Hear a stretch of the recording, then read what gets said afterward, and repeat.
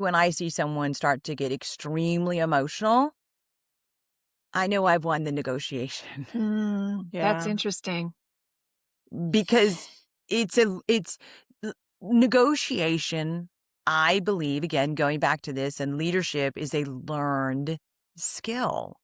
So I have come into the negotiation and I'm teaching my students, and I'm hopefully convincing your listeners that the key to negotiation, quite frankly, is preparation. Welcome to Spark Me, a podcast for women who know life is just getting interesting.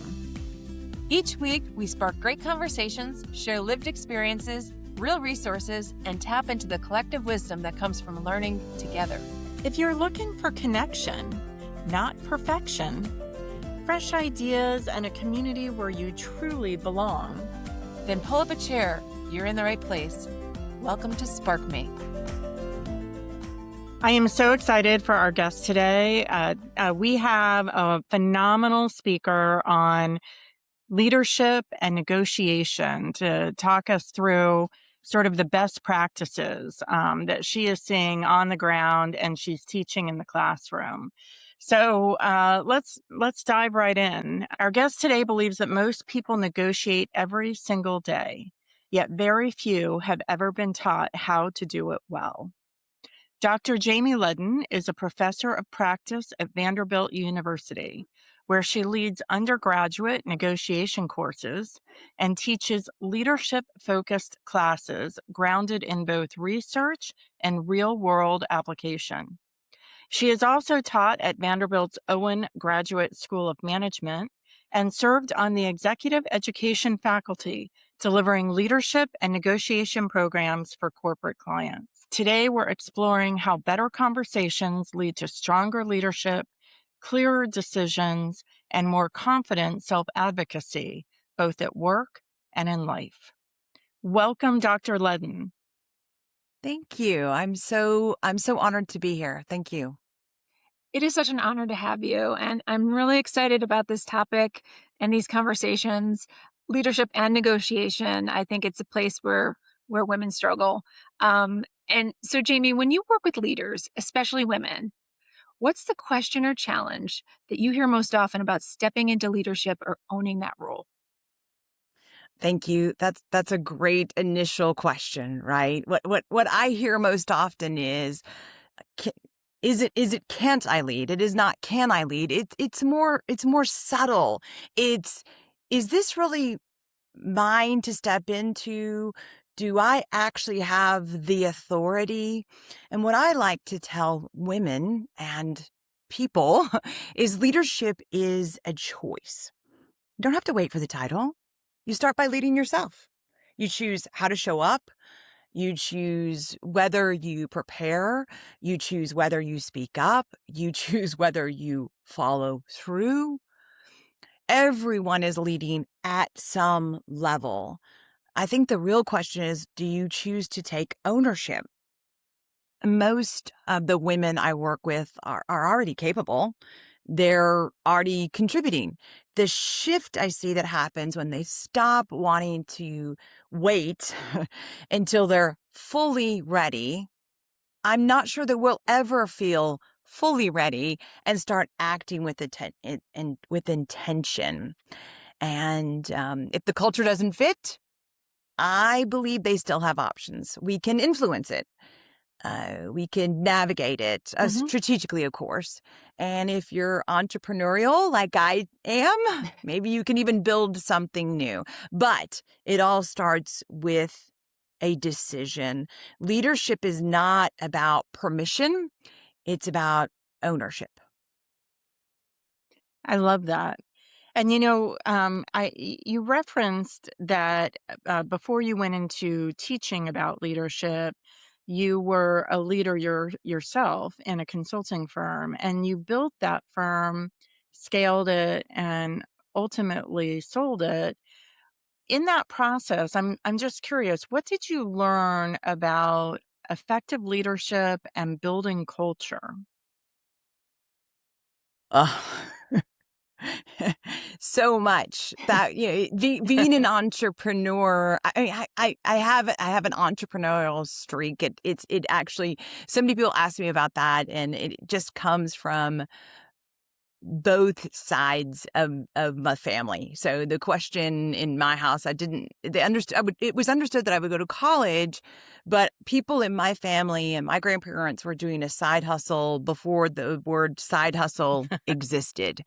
So I've just been up close to that my whole life.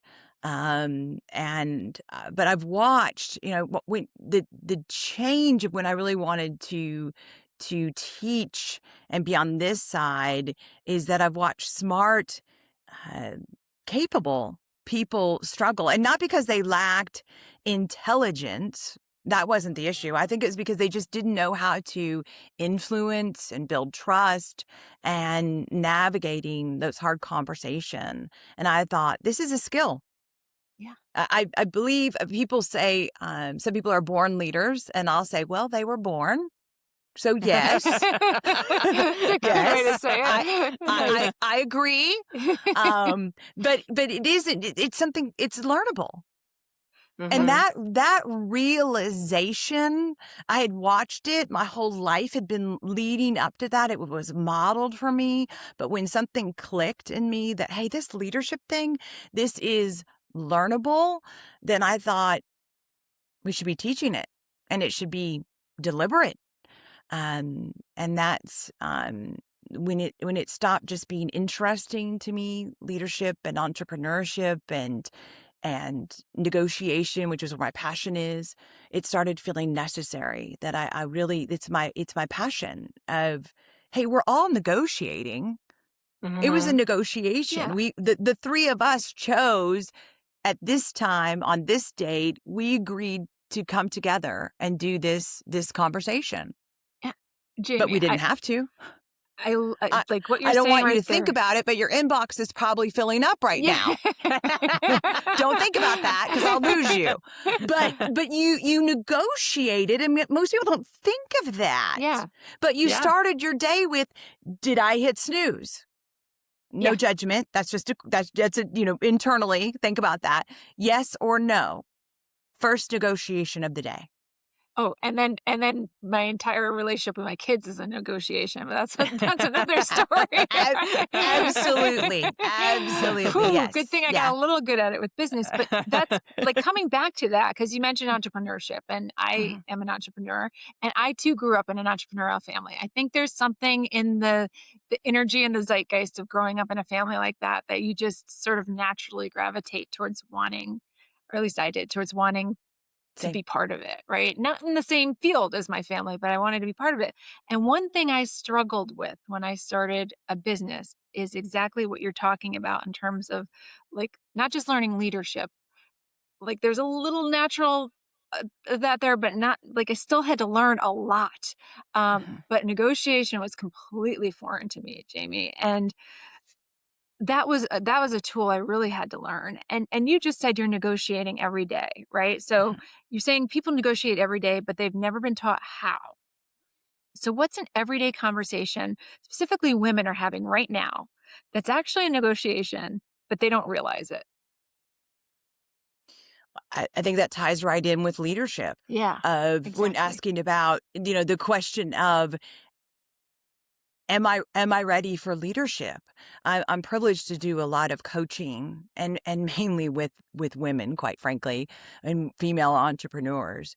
But so many times that when they take this step, the leader on the other side, whether it be male or female or of a different generation, many times was saying and thinking, well, we were wondering when you were going to step up.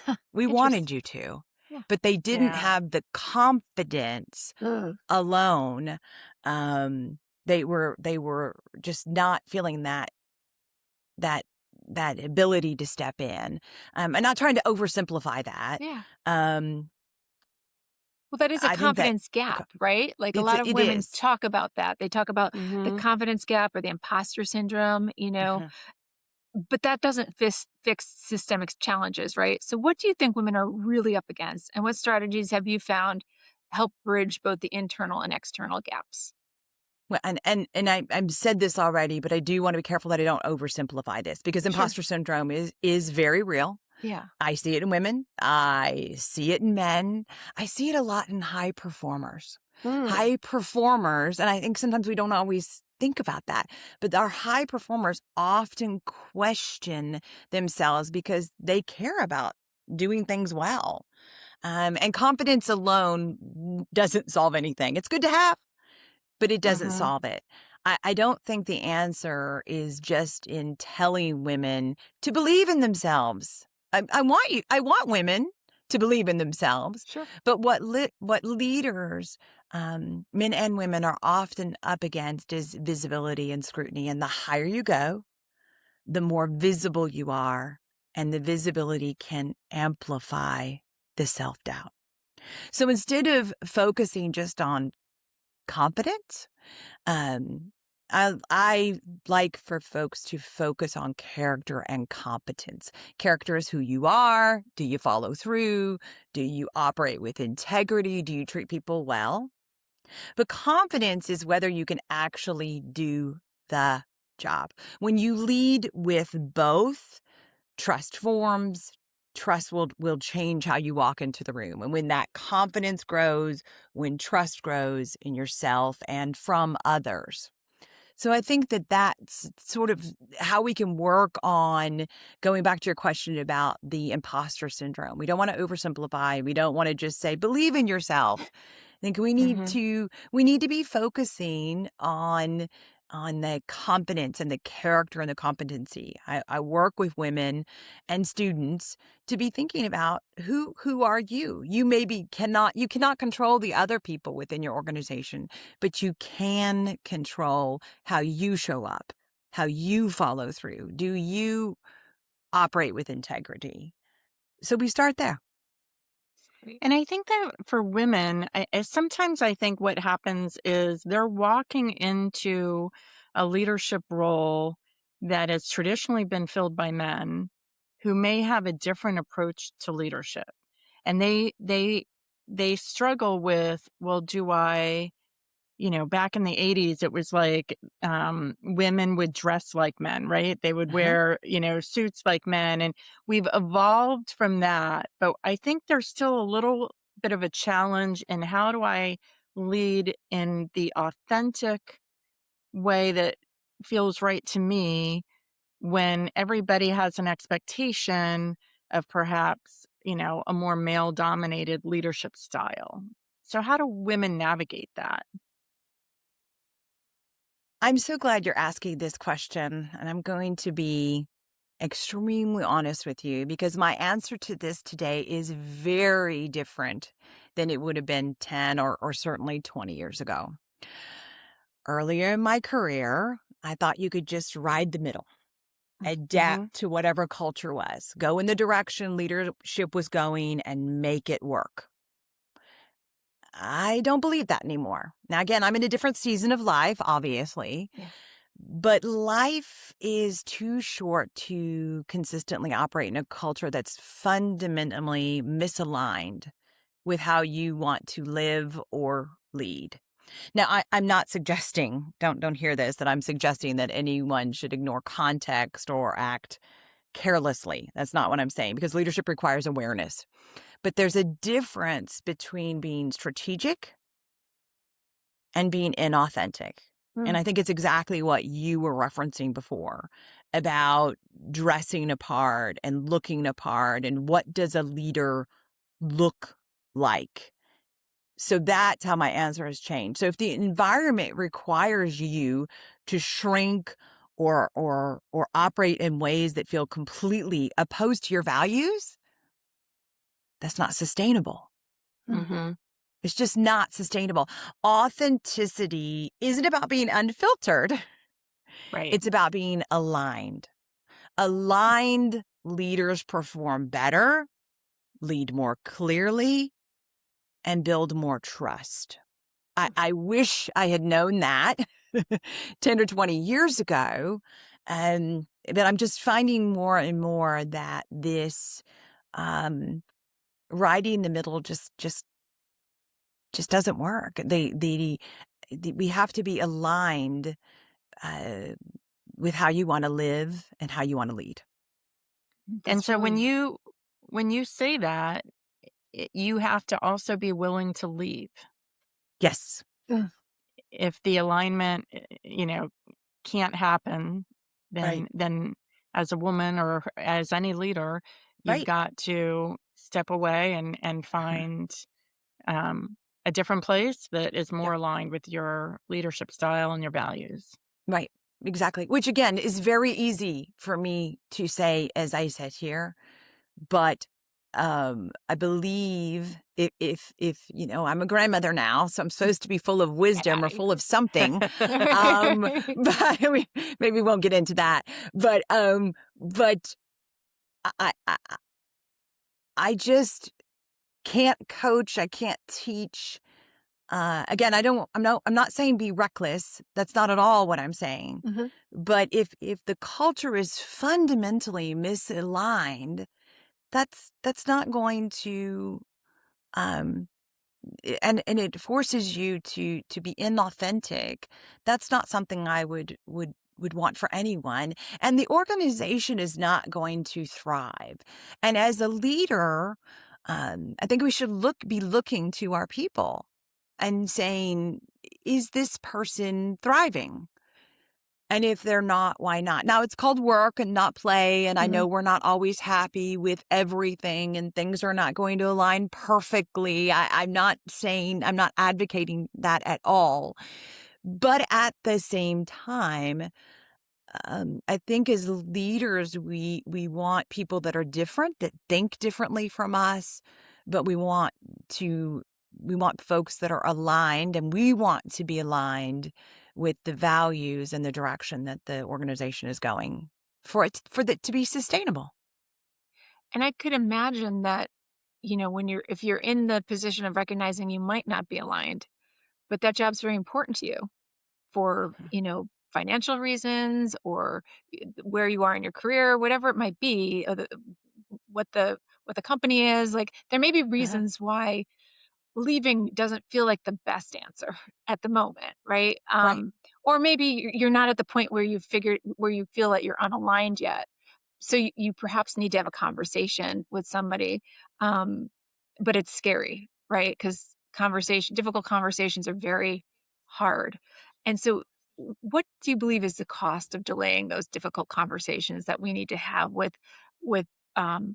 someone in a position above us, especially if we're negotiating, up, right? Right. Right. Uh, how would you recommend somebody approach that? And what's the cost of not doing it? Well, the cost can vary, of course, but if how do you put a price on your health? Mhm. And I think especially as women, as we internalize things and think we can balance everything in our lives, it takes a real toll on our health and our well-being and even the health and well-being of those around us, personally and professionally. Now, looking through a negotiation lens, which is the lens I love to look through, as we are having those difficult conversations with, let's say, with our leader or our boss, I'm always going to guide you to be thinking about their interest. Mhm. Of course, you're going to sit down in the conversation and think about your own interest. You're a human being. We're always focused on our own interest. But what you should be thinking about is what is her or his interest? What are they thinking about? What's important to them? What are they stressed about? What's keeping them up at night? And then be thinking about options. Is it that I need for this to be sustainable, I need more support. I need a hybrid work environment. Um, I need to be on a different team. I'm sure your listeners are filling in the blanks with what those are, but it makes such a difference if you can go to the boss not just with your problems, which you're going to do, with your problems and your interests, but also looking at it with theirs. Hey, I know we're on tight timelines. I know there's a lot of hesitation. That's kind of the theme of 2026. There's a lot of hesitation right now. And I've been thinking about this, and I've been thinking about what's best for our organization. And I find that when we lead the negotiation and we lead the conversation, focus not just on our interest, but the interest of the other parties, we have a very different conversation. Mhm. That's What's so interesting about what you just said is that one of our early guests on the podcast was a leader by the name of Beth Chewy, who was a senior leader at Procter & Gamble. And she described exactly what you just described in how she designed her hybrid work from home environment, which was not something that Procter & Gamble did. And she managed to create this incredible career and negotiated that as part of her, structure, and paved the way for other women leaders who might have had young kids at the time, that this was a path that they could also potentially take advantage of. But when she described it, she structured that conversation exactly Mhm. as you just described, right, Michele? Yeah, is kind of designing your life, not being afraid to ask, right? Like Mhm. just Right. saying like, but she also mentioned, like you're saying, like the competence part. Like you bet Mhm. if you hold Mm-hmm. the competence, you hold some power in those Absolutely. Mm-hmm. conversations, right? Mhm. So Absolutely. she would also always acknowledge what was important to the company first. Like, I know these things are important. Can Uh-huh. we try this on? If it doesn't work, Mm-hmm. that's fine. She was willing to accept what the consequences were, even if that meant her leaving, right? Mhm. But can we Mm-hmm. try this first, Right. Mm-hmm. And that makes me think, like, so somebody who is negotiating, whether it's whatever it might be at 22, like emerging leaders, like coming in at the beginning of their careers, who may not even realize that you can do things like that, right? They're Mhm. negotiating, I would say, more opportunity or compensation and salary is very important at that time of life, versus negotiating maybe at a more seasoned time of life like this, where it might be more important to you to have time and boundaries, certain protect your energies, so to speak. Like what you want might be different than when you were 22. How do those negotiations evolve over time? How would you guide somebody in the younger part of their career versus somebody in the later stages of their career in negotiating what they need in their I I careers? think I believe that the framework is the same, Mm. whether you're 22 or 92. And it goes back very simply to, am I focused on creating, overused term, but it's so true, of this thing we call the win-win. Because we all see it and we know it. If you win more, whether I'm, working for Procter and Gamble or Goldman Sachs or wherever it may be, the more I win as the individual, the more the organization should win. And that's really what we should be focused on. Again, whatever generation we're coming from, what is that framework? Are we going toward win-win? Are we looking at the interest of the organization balanced with the interest of ourselves? Are we looking at what's best for them? Are we thinking about the long-term relationship and how we want to communicate? All of these things are foundational on a framework of negotiation.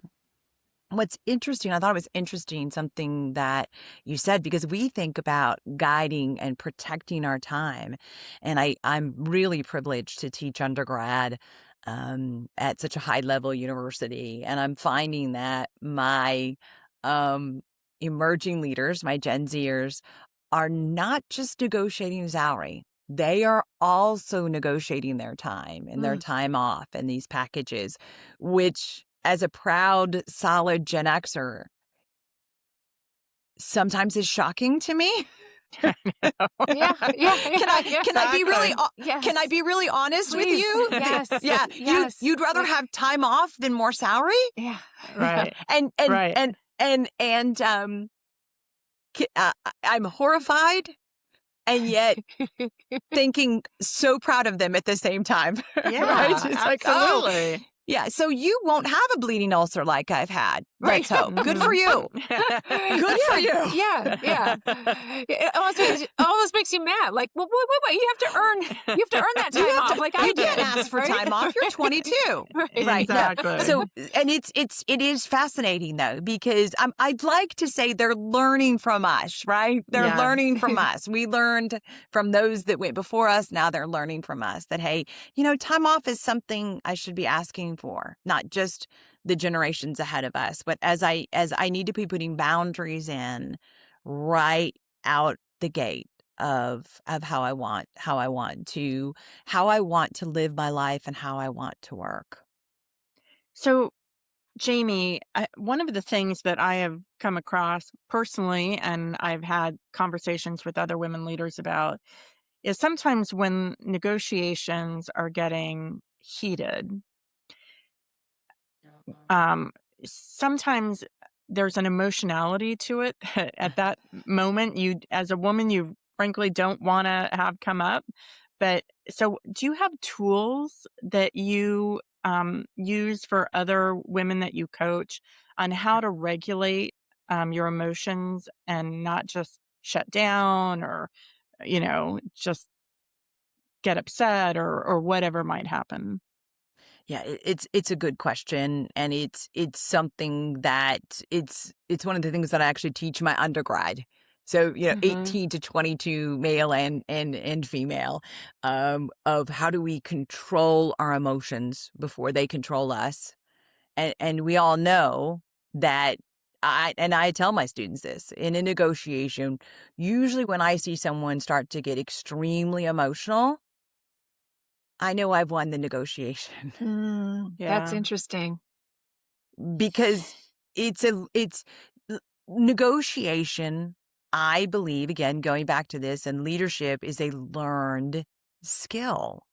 So I have come into the negotiation and I'm teaching my students, and I'm hopefully convincing your listeners that the key to negotiation, quite frankly, is preparation. How prepared am I? So if controlling your emotions, and I want to say that carefully, because being Mm-hmm. emotional is nothing to be ashamed of, and some of us are more emotional than others. So you've got to figure out in this particular negotiation you're in how to temper that. But preparation really is the key. If I go in and I think about I have prepared for negotiating with my boss, and I know that he will fill in the blank, accuse me, praise me, distract me, right? You start filling in the blank for Mm-hmm. yourselves. So I need to prepare for that and think about what again, have my interests laid out before I walk in that negotiation. The most common one, I need a raise, right? Everybody wants a raise or more money or a bonus, something around financials. So I need to be prepared as to why he's going to say no, or she's going to say no, or why they're going to delay it, or wow, now isn't the time, and be prepared to control the emotions. Because once the negotiation gets emotional and personal, then the negotiation is usually lost. And again, we're going for win-win. We're not Right. going for lose-lose or Right. lose-win Mhm. even. We're going for win-win. So back to, like most things in life, it's really pretty simple. Preparing, thinking about the other side's interest, thinking about what's a win for the other side. So many times in my practice, I look like a genius. I talk to senior leaders in an organization. Oh, Jamie, this is a win for our people. Great. Um, how do you know it's a win for your people? Well, I just know. And there's the genius part, right? Have you asked them? Well, actually, no, I haven't asked them. Oh, so yes, let me send you my bill for this genius answers. How about we go ask them what is a win for them? Yeah. So we want to be thinking about what is a win and thinking when that negotiation, hey, I need more time off. I need more money. I need a different work environment. I need a different team. I need support. Again, you're going to fill in the blanks for what you need in those negotiations. But you want to be thinking about what's a win before you log in face to face, whatever, type that email response. Prepare. What's a win for me? What's a win for the other side? Yeah. If it's not a win for them, why would they do it? But you're going to lay it out of this is why moving me into a hybrid work environment is going to be a measurable win for you. Yeah. And I love that because I'm usually looking at it in terms of those conversations from the employer's point of view. And so that's a different lens to look through and probably one that people should try to look at before they walk into that room, right? Which is what you're saying. Like, Absolutely. you've got to Yes. make it worthwhile for me because this is a business. It is, I get there's personal side to this. So you've got your work-life balance and all that stuff, but I'm a business and I need to know how this is going to be good for the business. And I think there's like the emotional side of things that you just touched on with Liz, but there's also the psychological side of things. And I'm sure you're aware of because it's a book that I read, Chris Voss, That Never Split the Difference. It's Absolutely. It's on the is bookshelf it behind right me. behind you? Yeah. And he Yeah. has a lot of psychological tips and tricks. And where do you fall on those? Or is he kind of right on the money, so to speak? Or is it worth studying some of those? No, I am a fan of Chris Voss's work. I combine his way of doing things with a couple of others that I'm also followers of their work. But I think he has so much in his content. He talks a lot about the black swan, of course. If you've studied him at all, you know about the black swan. And I like how Chris talks about the unknown unknowns. And sometimes those are even unknown to us. So as negotiators, that's what what is the unknown unknown? You know what you need in the negotiation, but are we even negotiating about the same things? What is it? And that's our job to uncover as skilled negotiators who are prepared for that negotiation, for those discovering those unknown unknowns. I'll share a really personal one about me. Yeah. So my husband travels a lot for work, and he was on the road, and he was going to pop in for a couple of days to Nashville where we live. And I said to him, and I meant it, no, you don't need to. And I meant it. You don't need to. I'm an adult. I'm fine. This is what we do. You've traveled. I've traveled. Our whole married life, we've spent a lot of time apart. I'm fine. And he came home anyway. And he spent a couple of days with me. And when he left, I said, you were right. I was wrong. I did need you to come home. I needed to regroup. I needed to refresh. It was very personal, but it was very much in a relationship. I was even telling him, don't come home. Yeah. I'm fine. Right. And he knew me well enough that he knew I was lying to myself. I'm not really proud of this, but I was. Right. And I didn't mean to, because that's what we do, right? I'm come on, I'm a woman of a certain age. I don't need a man. I don't need him to come home, right? Sorry, Patrick. But no, but I don't. But yet I did. Yeah. But yet I did. And I thought it was just a beautiful thing. And I thought, there's a teachable moment in here when he left. And I said, thank you.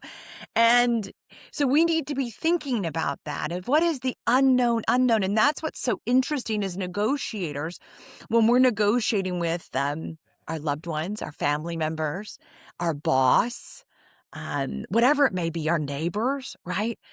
They're saying it's the XYZ. It's your job as a negotiator to be asking and probing and asking really good open-ended question. Is it? Because you're telling me you don't want me to come home, but we've been married a really long time and I'm sensing that it would be good if I spent a couple of days at home. Yeah. And that was my very vulnerable, very honest black swan. Oh my God. That's a great. Thank you for sharing that. Yeah.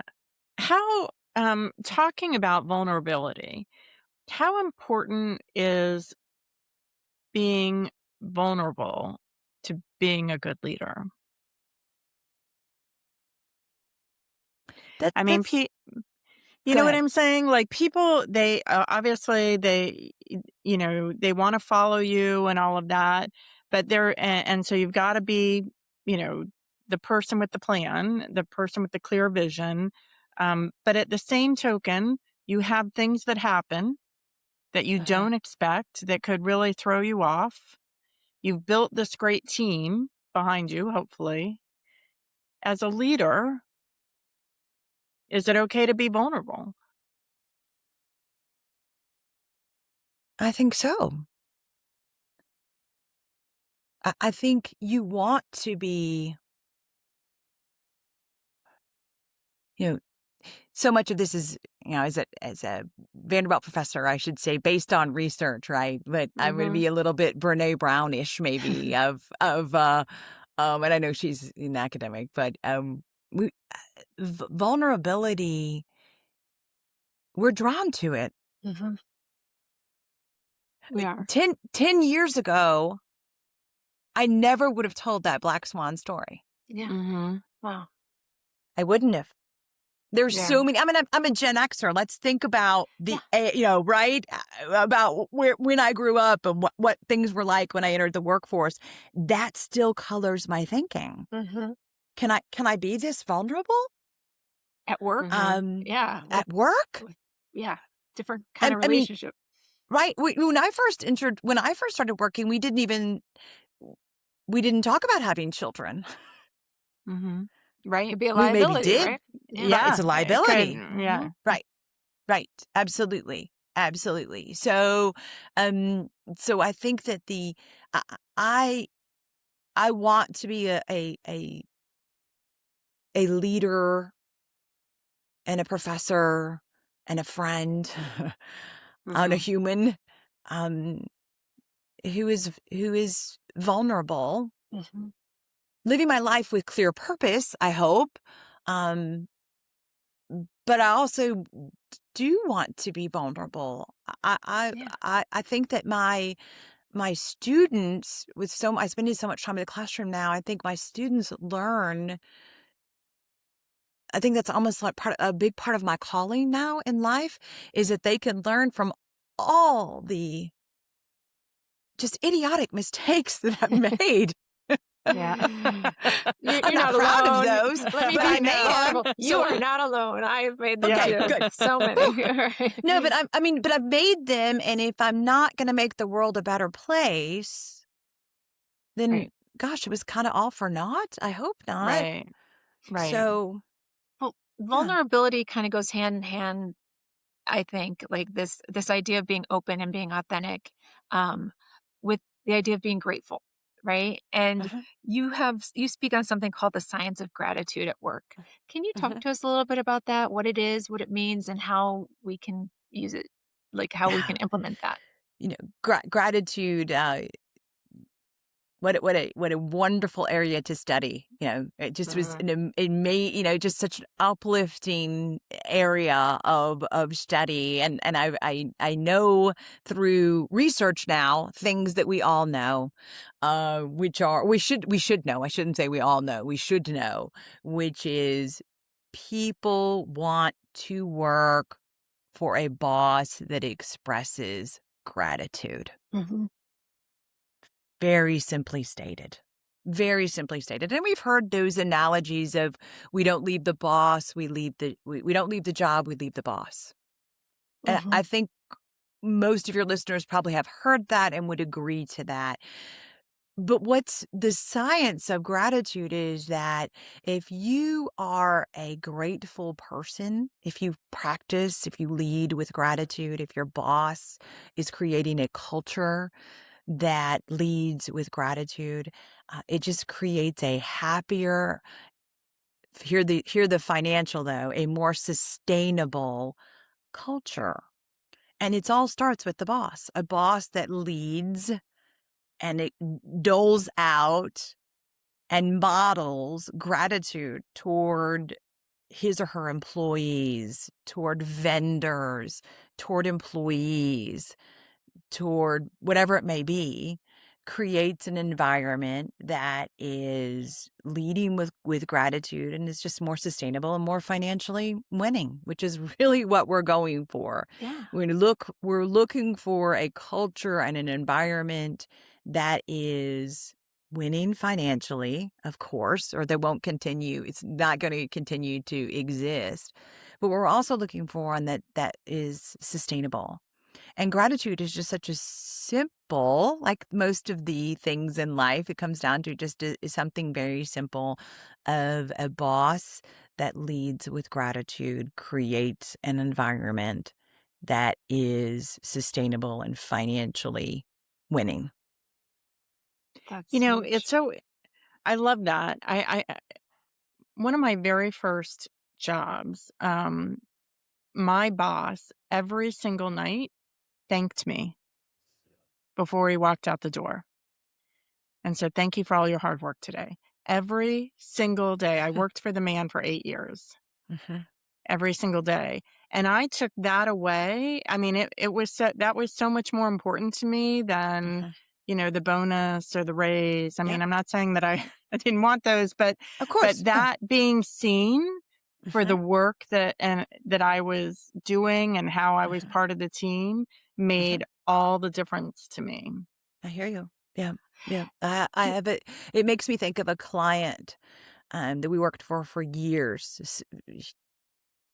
He was a wonderful man, and I'd been working with him for a few years, and I still remember it. I wanted to tell him, basically how grateful I was and how much it meant to our small business that he supported Mhm. us and worked with us, and can have this really, big, heart to heart conversation.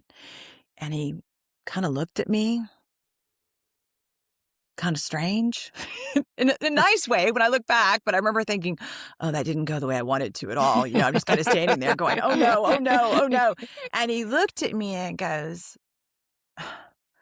well, Jamie, I'm really grateful to you and all that you and your team can do and continue to do for me. Do you know how much easier you make my life? Mm. Do you know how much better work is? Do you know? And went on and just turned it all back. It just stated everything I had said so much better than I had stated it. I would have walked through fire for that man. Unfortunately, he's now passed. But I literally would have walked Mhm. through Mhm. fire. Anything he wanted, anything he needed done, move the deadline up, do whatever you need. I am here for you, because he expressed so much gratitude and so much faith in me at that point, a young consultant in my career, that it was a fire that lit underneath me as an entrepreneur. It was one of those conversations that you look back on, it just pivotal in your career. And he was a gift that he gave me that I've tried to carry with me because I remember thinking how much he gave me with that just simple conversation after I'd been, prepared. Those conversations that you prepare for and you just kind of stumble all over yourself. It was one of those. Yes. And he just turned it around to be a literally a pivotal conversation in, I was going to say my work career, but in my life, because then I ended Wow. up studying gratitude, and it all goes back to him. It all goes back to him. And that breathing of gratitude that he was breathing into me when I was in my early 30s. That's so I love cool. that.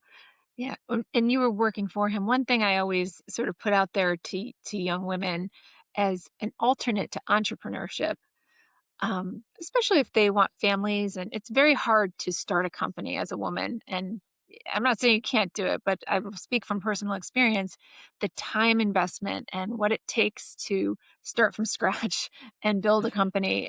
It's a lot if you want a family and to have those two things happening at the same time. So I also tell them there's something called entrepreneurship, right? Which is like within a company, you can treat it like your own and Absolutely. be an entrepreneur within a system that already has some of the things that you wouldn't have to do on your own. Like I would love to have an HR department and a marketing department and some of these things so I could focus on my talent and be, Right. the entrepreneur coming up with these new ideas to make a system that already exists better. And I just kind of wanted to put that out there and see if that's something you see, if that's like a possibility that exists Sure. for young Yes, women in. absolutely. Absolutely. It goes back to, it really is culture. If you Mhm, found a culture, and I'm always telling my clients and my students this, culture matters more mhm, than your salary. Who you're working for, what the organization is about matters more. Cream will rise to the top. So you're going to do a great job. You're going to be an amazing employee, and they're going to reward you for that. But if it's a culture that doesn't work for you, that's just never going to work. So if you found a culture, and maybe you have that, to back up what you're saying, maybe you have that entrepreneurial desire, but maybe you're happy where you are, or you really like insurance. I understand that. um, then be looking for what can you do, and go in. And of course, I'm going to swing back to negotiation, but maybe you go into your boss and negotiate. Hey, I need part-time on a trial basis. I would like to try this. Will you let me try this?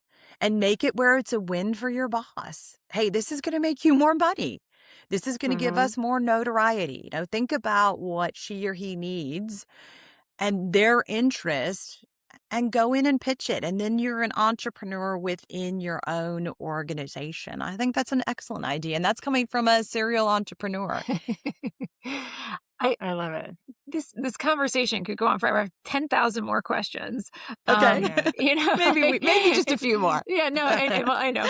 All good. And that's, I think, one thing I'd like to ask. We always, part of what we Spark Me is about is that shared experience and collective wisdom and sharing resources with each other. And are there any resources that you have helped you throughout your life?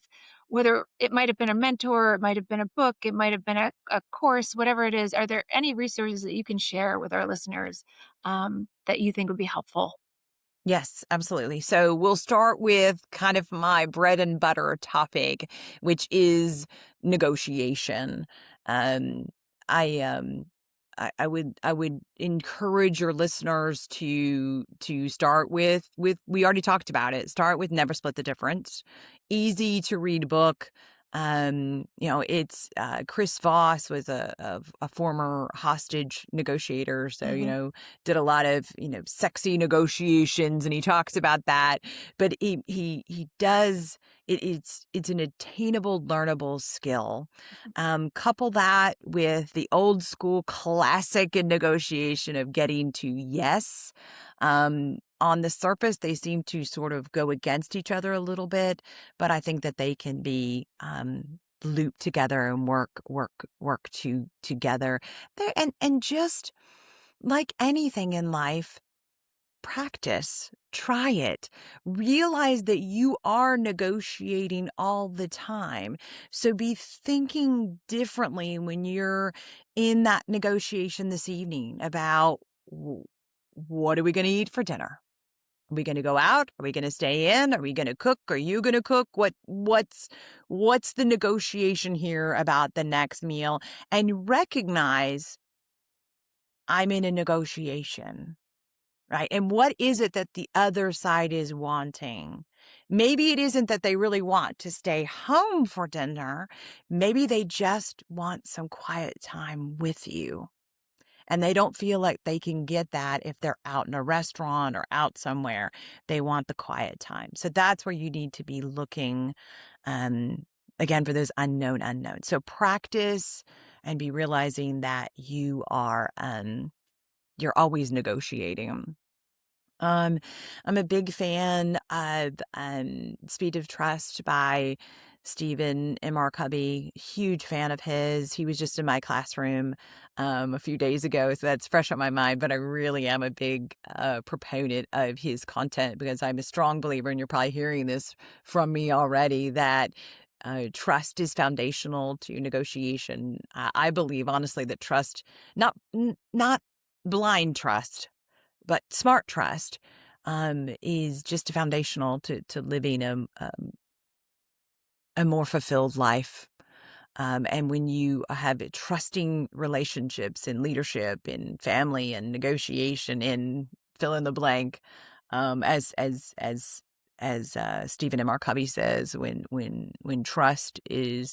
we have a high trust organization or high trust relationship, that the speed goes up and cost goes down. I'm sure with the two of you, I've just been a little bit of time with you, but you obviously have a very trusting relationship.